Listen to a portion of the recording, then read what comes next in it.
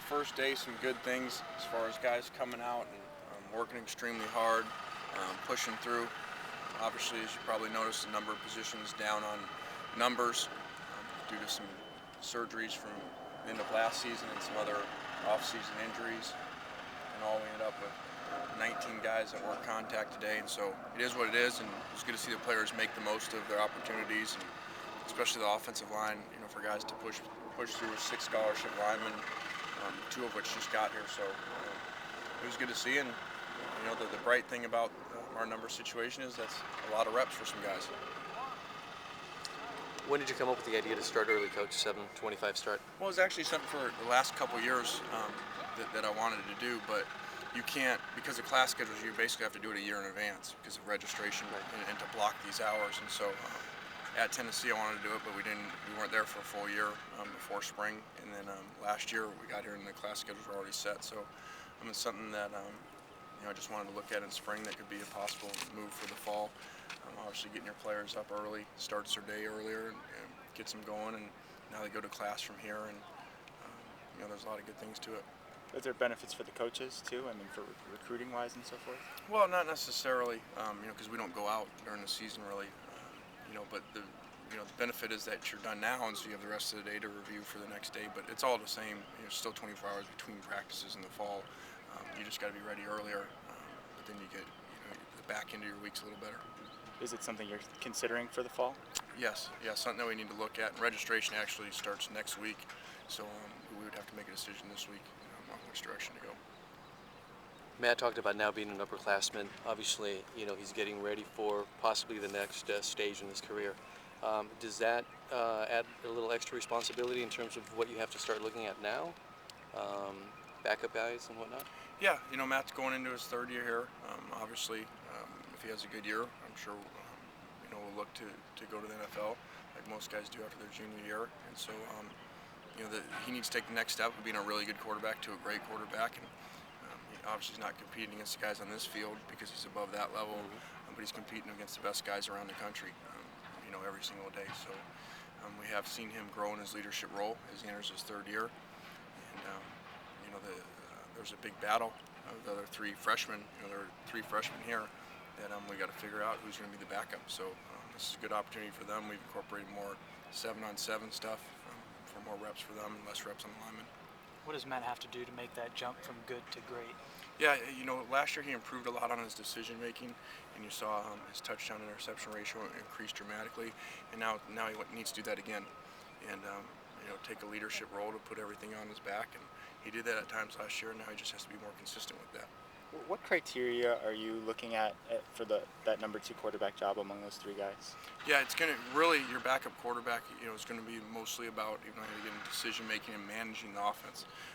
You're not looking for the guy to necessarily have the 400-yard passing game.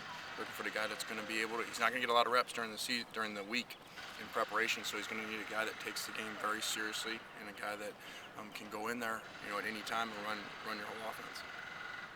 Matt said he was ready for adjustments on offense, maybe going a little, more spread and maybe shotgun. Is that something that you're contemplating this year based on the guys that you have? Yeah, our personnel would lean us to spread out a little bit more right now with only 1 fullback on our roster, and he's a freshman. So, but at the same time, we can't do a whole lot of new things just because of Matt. We got to make sure everybody else is on the same page, and he does not have a lot of returning experience around him, especially up front. So the last thing we want to do is add more stuff just for him, and then other guys, aren't up to speed. What alterations are you going to make with the practice formats because of the injuries and so forth? Yeah, for instance, today in our team period, we substituted some 7-on-7 in the middle of it, so the lineman would come out and get a break. Normally that's where you'd go to your backup lineman, but we don't really have backup, even a backup unit. So instead of going to backups, we just pull the lineman out and leave the skilled guys in.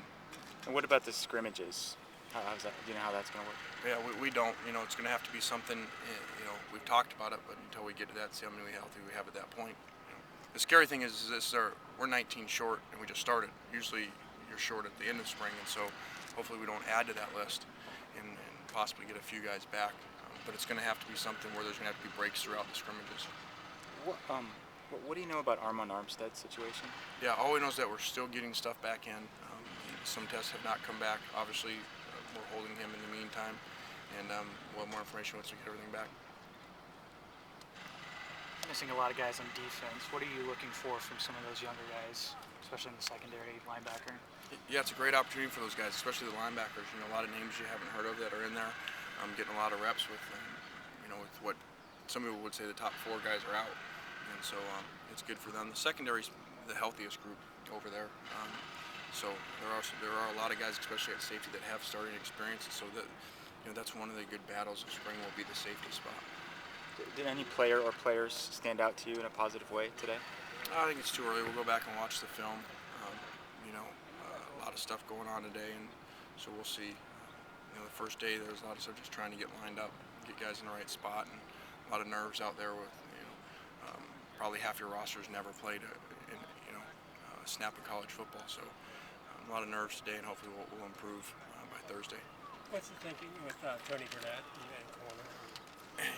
Yeah, just looking at how long Tony is and how well he tackled, to put him out there, he's fast enough. Usually the big guys aren't fast enough, but he's one of our faster players, and we do have a number of safeties that have played, and so that adds competition out there at corner as a position that we don't have a lot of numbers at.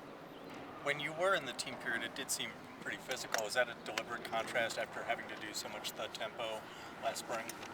Yeah, I mean, we're trying. We're going to try to push through and not be too scared of the numbers and to lose another guy here or there. And so we'll continue as we put pads on to hopefully be more physical. Will that be once pads go on in terms of tackling, which is something you really had to back off of last year? Is that something we'll see a lot more of? Yeah, we're going to have to, especially in the spring this far from an actual game. So obviously when you tackle, you get some guys banged up, and so even if that happens, hopefully we'll eventually get them back before we get to the fall. So we just need to. So many missed tackles last year, and it cost us a lot. So we're going to concentrate more on that.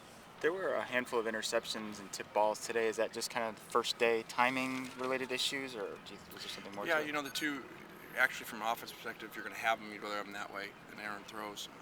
That is pretty normal when you don't have pads, because you can't cut people and you can't knock them down. And so the linemen know that, the defense linemen know that, so they get their hands up more. So we did have a couple of those end up in interceptions today. Is that handle at this point on what happened with Mark Tyler?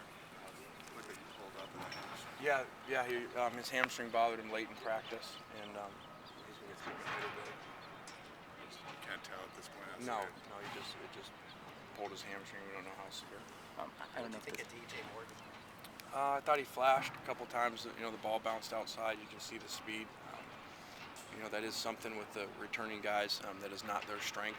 With Mark and Dylan, his long speed, and so DJ does have that, and so it's good to add that to those guys.